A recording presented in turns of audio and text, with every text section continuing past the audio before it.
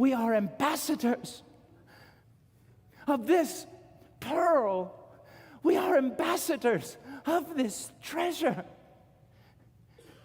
How can it be, brethren? Flee from here.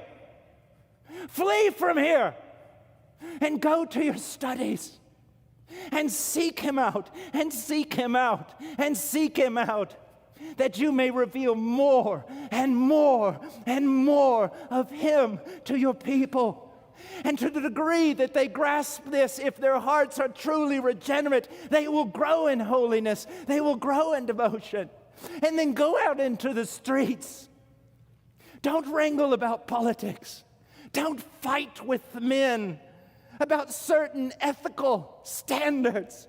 Proclaim who God is and what God has done. Go tell it on a mountain. But before you go to the mountain, make sure that when you open up your mouth, something comes out. And know this, all the knowledge in the world apart from prayer,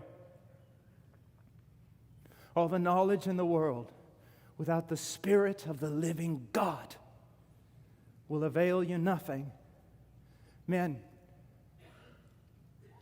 when I was first called into the ministry, my pastor was an amazing man. He looked at me and he said this, "Boy, can you be alone?" And I thought that what he meant was this: if I preached the truth, no one would like me. That's not what he meant. He meant while all the other boys are going on Christian retreats and hanging out in bachelor packs and running with the crowd, could you be alone with God? Can you make him your dwelling place? Can you be a rare bird? Can you stay with him for a while? Men. The world needs Christ and a revelation of Christ. And you have been given the privilege of preaching Christ. Now do your work. And for some of you, it may be necessary, as it has been for me throughout many times, to shut my mouth and open my ears and study and read and cry.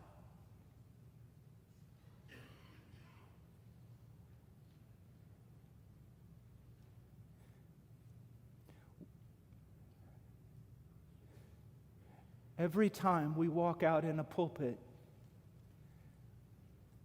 we are not movers and shakers.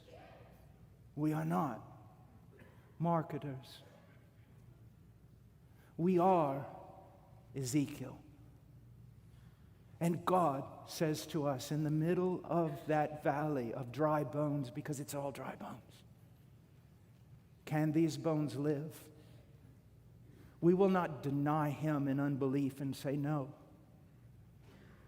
And we will not presume upon him and say yes, but we will respond, "You know, O Lord, you know." Then prophesy. Prophesy.